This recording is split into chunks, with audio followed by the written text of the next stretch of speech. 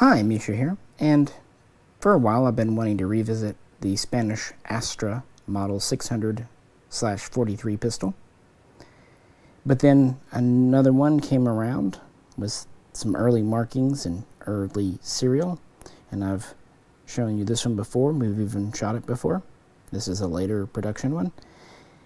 So I wanted to do a video kind of talking about some things you may not know about this gun, some kind of interesting factoids about its genesis in World War II and service in West Germany in the 1950s and 60s, police, and even further, because I think a lot of us know the broad strokes about the Astra 600, but because it's a Spanish gun and Spanish guns don't always get the most attention and don't seem as exciting as other things, they often do get overlooked. And that's a little unfortunate because sometimes there's a lot of neat stuff hidden out there. So we're going to get into that. Talk about some little things. Talk about how it came to be, even how it shoots, how you can identify if your gun's been refinished. Talk about the meaning of some markings and proofs, and just some general conclusions on this firearm. And as always, if you'd like to help support the channel, please check out the link to the Patreon page. And if you can't do that, totally understand. Just liking, sharing, subscribing, and definitely commenting make it all worthwhile too. So with that, let's just dive in to some fun facts that you may or may not know. Since the 600 is just a little bit of a scaled down 400, we're going to start there just to talk about the mechanics. This is a pretty standard Spanish military version. These were adopted in 1921 after a couple of years of trials and would serve until after World War II, and they'd build over 100,000. These fired the 9x23 Bergmann cartridge, later 9mm Largo, which Spain inherited from the Bergmann pistols originally purchased from Belgium way back when. Now, its mechanics are pretty famous today. You probably do know that it is a direct blowback gun. Quite interesting for a full power, detaching 8-round mag, concealed hammer, magazine disconnect, manual safety, last round hold open as you saw. That's all pretty standard. And this is a pretty big, heavy gun with about a 6-inch barrel. Funnily enough, it's a little smaller and lighter than the Campo Gyro, which it replaced, which had a 6.5-inch barrel and weighed even more. And that was a blowback gun. That was its direct inspiration. But something you may not know, there had been previous efforts at a blowback full power gun. Now these are the guns kind of that influence the Astra series. This is my Swedish Husqvarna 1907, which is a licensed copy of a Browning 1903, FN 1903 I should say. Very similar in a lot of ways, but it does have the recoil spring under the barrel, so that's a little different. And at the time, this fired the most powerful cartridge in a blowback gun, 9x20. So a little inspiration there. And that actually directly led to one of the most famous Spanish pistols, the Ruby. Here's one. They were mass-produced during World War I. Just a simplified version in .32. These are, of course, blowback for their cartridges and calibers. And it continues on with the Model 1910 and 1922, including the grip safety, which the Astra also features. Now this is a striker-fired gun. This is hammer-fired. Concealed, of course. But this does have the recoil spring around the barrel. So you're starting a lot of influence here. But to me, one of the most direct influences is actually from Walther. This is my Model 4. It combines the recoil spring around the barrel with a concealed hammer. But it doesn't have a grip safety. But this is only in 7.65.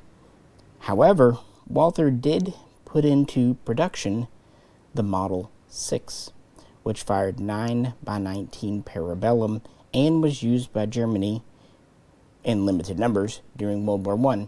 So, did you know that Walther actually made a blowback 9mm before the Astra? Kind of based on this pattern, just simply scaled up.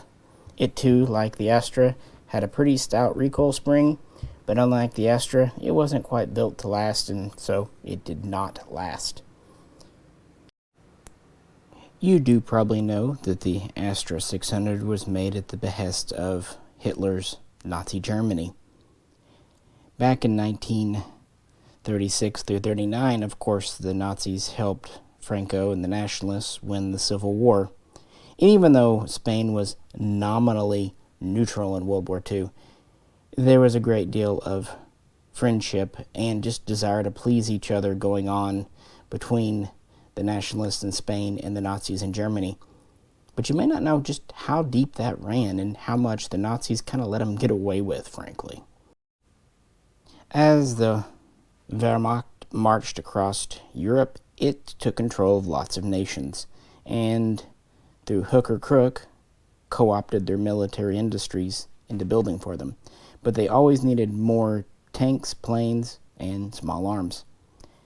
So they started talking with Spain in 1940. After the Civil War had settled down, the Astra factory was back up and running and able to produce for export.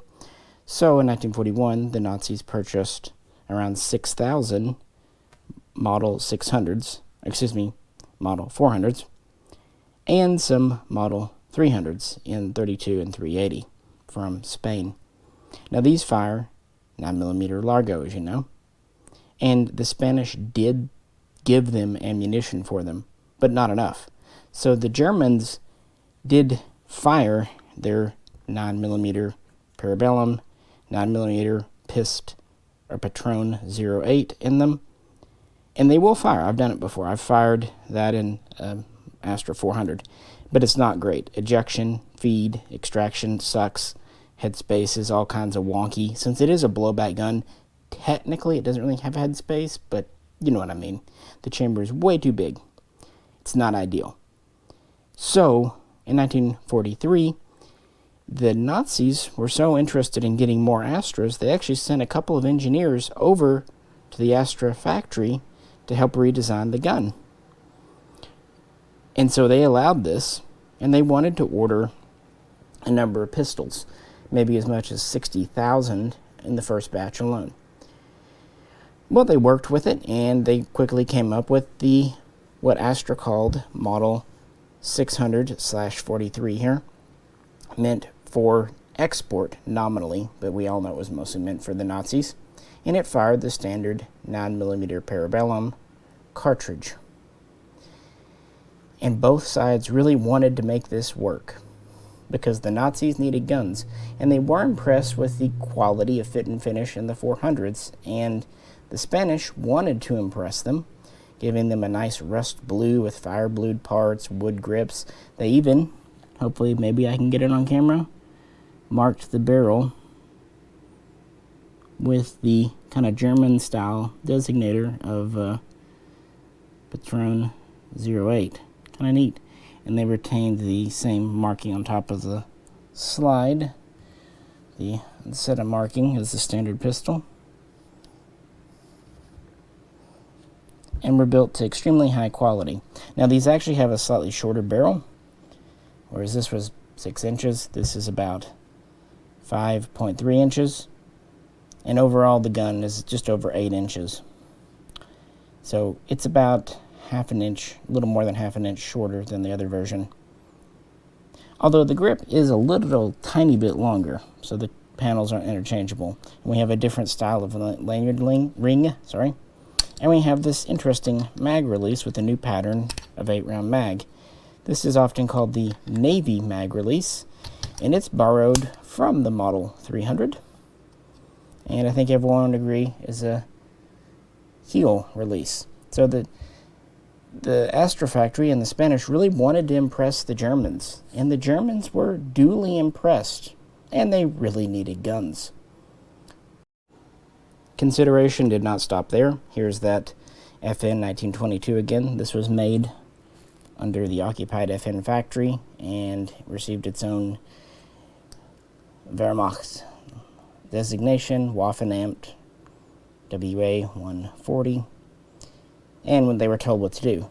But as a courtesy, really, to Spain and to show equality and friendship, the Wehrmacht actually named this the Pistole Astra 643, so it got to keep its name. That's pretty uncommon for the Germans at this time. I think it says something. Now, the whole reason this was able to happen after 1940 was, well, the Nazis were occupying France. At first, there was the Vichy government, but in late 42, they just came in and just directly occupied. So now they had a land border with Spain, making deliveries very easy. Now, the Spanish, being smart businessmen, not the first or the last time in this video, they designed this pistol pretty much for the Germans. And I think by 1943 and 1944, the war, everyone knew what was happening. They told the Germans to pay up front. It was kind of a staggered payment plan, prepay. And of the 60,000, they basically insisted that they pay for roughly 40,000 pistols before they would get started. And the Germans paid. So with this, they would send over the first 50 pre-production pistols for approval, and they would actually use a corridor through France, through a small town there near the Spanish border. It was also not terribly far from the north coast. And these were quickly inspected and accepted into Wehrmacht service, and they were pretty much allowed for general issue and distribution. They weren't specialized. And they would receive the inspector code WAA. Interestingly, it was WAA D20 with an eagle. You don't often see alphanumeric codes. Again, just kind of showing this pistol's special status. And it has the pretty standard Spanish markings. And again, the actual Waffenamps would be applied in occupied France, so these could be distributed as quickly as possible. And from there, they would start full production, and the first batch would be delivered in May, with subsequent batches in June and July. But then, of course, D-Day happened, meaning that of the 40,000 pistols paid for and 60,000 pistols ordered, only 10,500 were actually delivered. 50 pre-production and 10,450 standard production.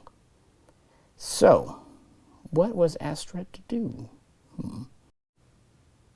The pistol on the left has a serial in the 14,000 range. The pistol on the right has a serial in the 55,000 range. And they do have several differences in markings. Namely, originally, this has the instead of marking on top of the slide, and here they got rid of it. That you probably know. But they also dropped the German style barrel marking. Again, I'm doing my absolute best. I know it's not great. Going from Patron 08 to either 9mm or nothing, or 9M/M for the later guns. And the reason is, these were still being produced when they expected to deliver them to Germany.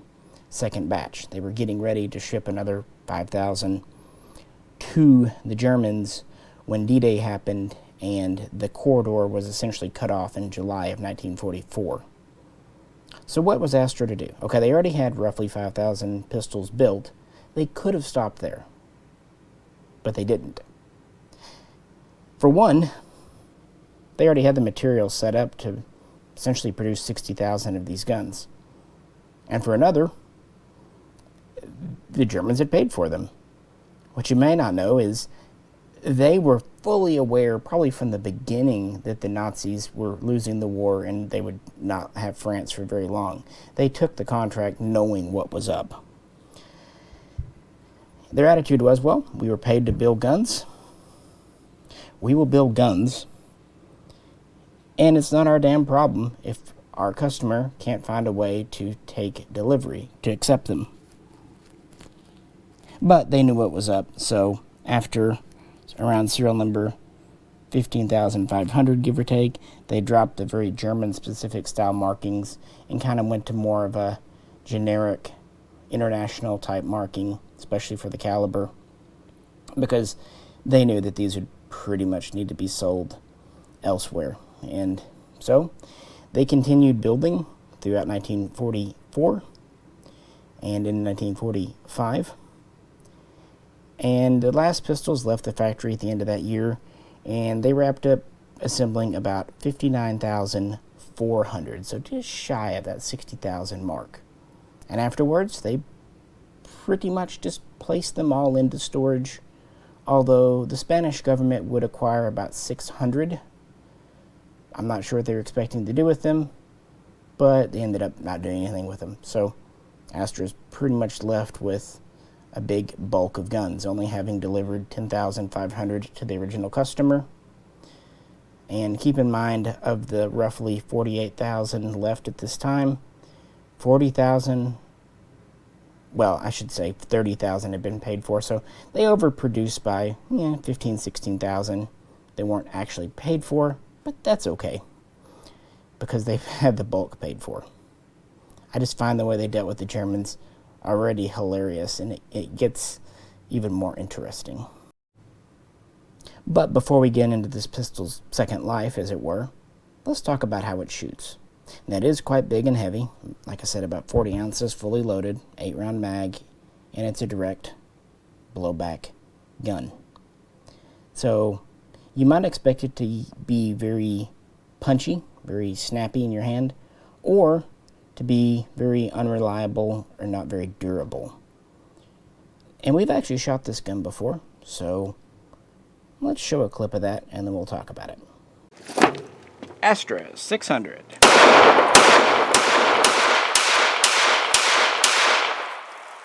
Held up. Despite expectations, it's actually quite a pleasant gun to shoot. It does have a good bit of recoil, but it's very straight back on you. Very little flip, very little anything. The weight is always a double-edged sword with pistols, and this is where it does help. The strong spring and weight really do dampen it, especially with original 9mm parabellum rounds, not newer hot loads. It's a little hard to retract, especially when the hammer is forward. Again, disconnect safety, yay. I do like the mag catch in these a lot better than the heel. It's not it's pretty drop free, and it has this little extension on it. So yeah, and the grip safety, since it's the whole back essentially, and it has very rounded edges, it's one of the most comfortable grip safeties I've ever used. The manual safety here is fine. A lot of pistols use it in the same location because of the cut of the grip and the kind of oversized nature. Yeah, and you can use it as a manual hold open too with the mag out of it. Like I said, when the hammer's back, when it's not, yeah, see?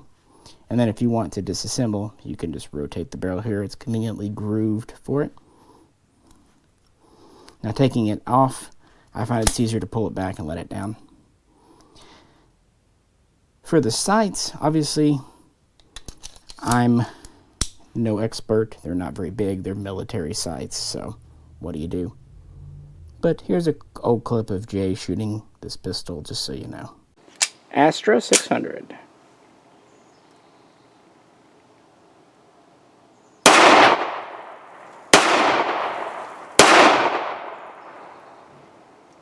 Oh, I'm flinching really bad.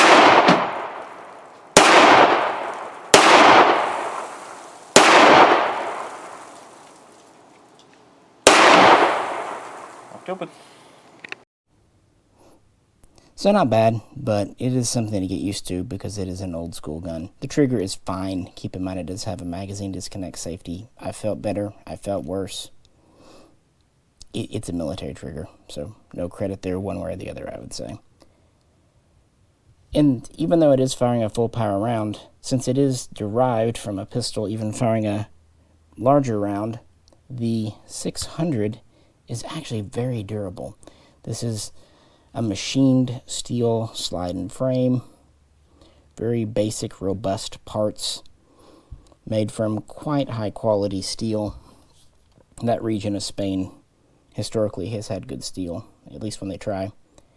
And these are a lot more durable than they have any right to be, which kind of explains why so many are in good shape today. But I just wanted to talk about the shooting because it is very important, and it is very surprising how fun these can be to shoot. But I wouldn't put plus P in them. Don't do that unless you really hate yourself. It's like putting magnums in a revolver when you can use 38 specials. With that, let's move on.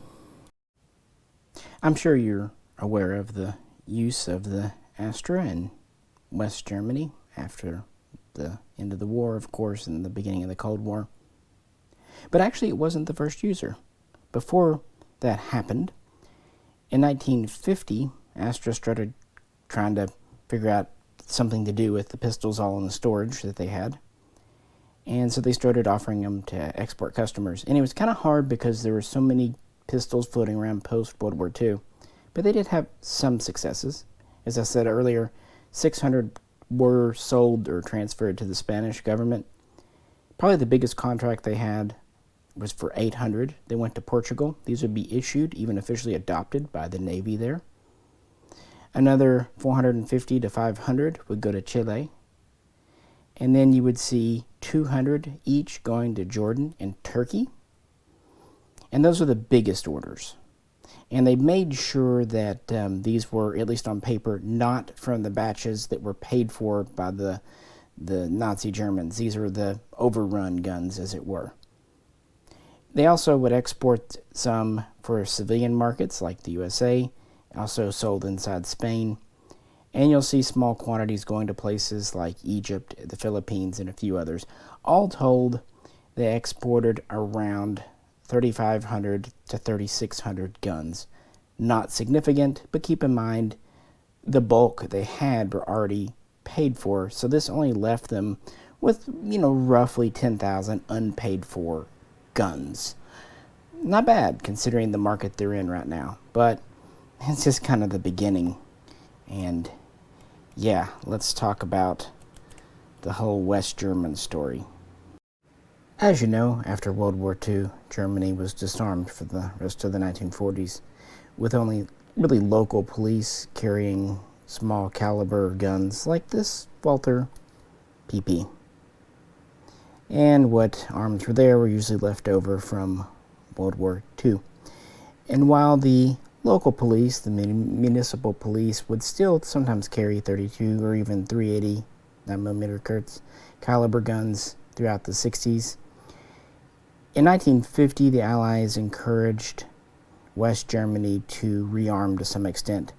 This would result in 1951 with the BGS, and a few years later with the Bundeswehr, the army. Now, the BGS nominally was the first national or federal police agency since the war, but in reality, it was kind of a paramilitary organization, especially before the Bundeswehr was a thing. They knew that they would have to fight the communists if they were to ever come over and pay them a visit. So the BGS, they were police, nominally under civilian control, but they were armed up pretty good. And at first they used World War II era guns. Actually, a lot of them came back from France. The French gave them back, things like K98s and P38s, Lugers even. But they would start to look for new guns to replace them in use. Well, in 1951, the West German government agreed to purchase the entire load of Model 600/43s that Spain was retaining. This would even include the 600 the government had. Now, you might think they would only pay for the guns that had not previously been paid for by the Nazis. You would be wrong. And a lot of people know this, that Spain, Astra, double-dipped. they made them pay again, even for the pistols that had already been paid for, arguing that the West German government never bought these. That was bought by a different government entirely. The Nazi German, the Third Reich. Basically saying, well, are you the Third Reich? Of course, if they said yes, that leads to issues. It was just simply easier to pay up. What you may not know, they bought the entire lot, about 45,000 plus, when they really did not need that many. When the BGS was established, it only had about 10,000 members. Of course, this would grow over time, and they were starting to establish state police forces, but even they did not need that many. But they went ahead and bought all they had. And you would think, well, maybe they would give them a discount, right? Nope. Essentially charged them full retail price. So not only did they not get a quantity discount, they bought more guns than they needed. Yeah, Spain took the better of them all around. And so they started to come around. Of course, these were already built. They just needed to be dusted off. They were sent over. They were proof tested. Actually leads to some markings we'll talk about. And then accepted, or approved, I should say, for police and BGS service as the Pistole 3, the P3. Of course, that does get us to, well, what was the P1 and P2? These are the P1, P2. The P1 was nominally just a P38. Now here's my French production one, made by Herein in the 50s. This was actually Berlin police, because in certain regions like Berlin, they were not supposed to use German-made guns, so they would outsource them. That also meant that the Astra, the P3, was eligible for service in West Berlin police, and some of them did serve there, as well as a couple of state police departments, and the Bundeswehr, or excuse me, the BGS. So P38 was the P1. The P2 was the SIG P210, specifically a -4. This is not a -4. I wish it were. Actually, JDI had one when we were down there last. A -4 would not have a lanyard loop, and it would have a loaded chamber indicator. But, in my defense, this is at least Swiss police marked. So these were kind of the options. The way the police service was set up in West Germany, individual departments could select their guns, and so the P1, P2, and P3 were the approved guns, all in 9x19 parabellum. The P2 and the P3 were single action only. The P1, of course, double action. They all had an 8-round magazine, single stack. Of course, the P2 here is a tipping barrel system. The P38, P1 is a locking wedge system. And the P3 is a blowback. This is by far the heaviest. This would be probably the most accurate, although the ergonomics sometimes leave something to be desired on a 210. And P1, probably the most refined, but maybe the least durable. So a lot of police departments actually selected the other two, but of course the cost of the P2 put it out of the range of some. The P3s and everything were what they needed. Kind of interesting. These are the approved guns and pretty much the standard outside of, again, little 32 calibers like this Walther through the 50s and 60s in a lot of police forces, not really being replaced by newer guns into things like the P4, which was a Walther, the P5, which was a Walther, the P6, which was another SIG, and the P7, famously the Squeeze Cocker HK. Now that's the police story. But there's actually another chapter that's not often talked about that I find quite fascinating. For a brief time, say 1956 through 1961, give or take, the P3, the Astra, was kind of a stopgap, an interim, a limited standard issue pistol within the, at the time, new Bundeswehr, the Army. They were set up a couple of years after the BGS, and it would take time for them to get enough P38s and P1s for their needs. And actually a lot of The original members of the Bundeswehr came from the BGS, nearly half in some instances, and so we're familiar with all these pistols, no surprise there. Also, the government bought 45,000. At its high water mark, the police and the BGS all only needed about 30,000. They had plenty to spare just hanging out in storage, so they were transferred to the Bundeswehr and were issued for a brief period of time because they were using the standard cartridge, and it is a reliable gun. However, as P1s became available, especially with alloy frames, the P3s were quickly pulled out of service. Now, it's understandable why, especially for safety, this being a double single action with the cocker, and just a lighter, more compact, and of course it's a German gun versus Spanish. I find that footnote very fascinating, so I thought I would share. Now let's talk about a few other tidbits and wrap things up. In West German service, the Astras would be modified a little bit. Most noticeably, a lot of times armors would serialize with like electropin the base plate of the magazine. Originally, like on this one here, Astra did not add anything, just their marking. Like on this one here, you'll see it has a matching number to the gun. Kind of neat. Also, originally, the Astra factory would have a date code. These were all made in 1944 and 45, so the codes would be O for 44 and P for 1945, which kind of answers a question of why there are two P proofs on a lot of these guns. One is the year. The other P proof was actually added when these were accepted as P3s into the West German system, kind of available for purchase and use by the police. It's always nice to know the meanings of markings. Again, common leather holster, nothing special there, holds a spare mag. The Germans aren't really big on cleaning rods for some reason. Never have been. Another thing, some of these guns were reblued, refinished in West German service. And externally, it might be hard to tell. A very quick and easy way to know if your pistol has been refinished is to disassemble. Not fully, because the spring tension. For whatever reason, Astra shipped these with the insides of the frames in the white. This is a rust blue on the outside with the fire blue small parts, and parts of the slides in the white as well. Typically the rails should be in the white, although sometimes some of the original bluing will kind of overflow onto the rails, so if you see some trace bluing on the rails, you're okay.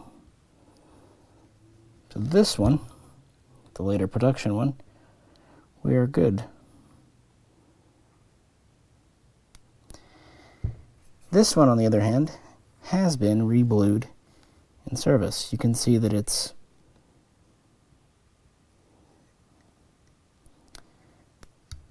and same for the upper.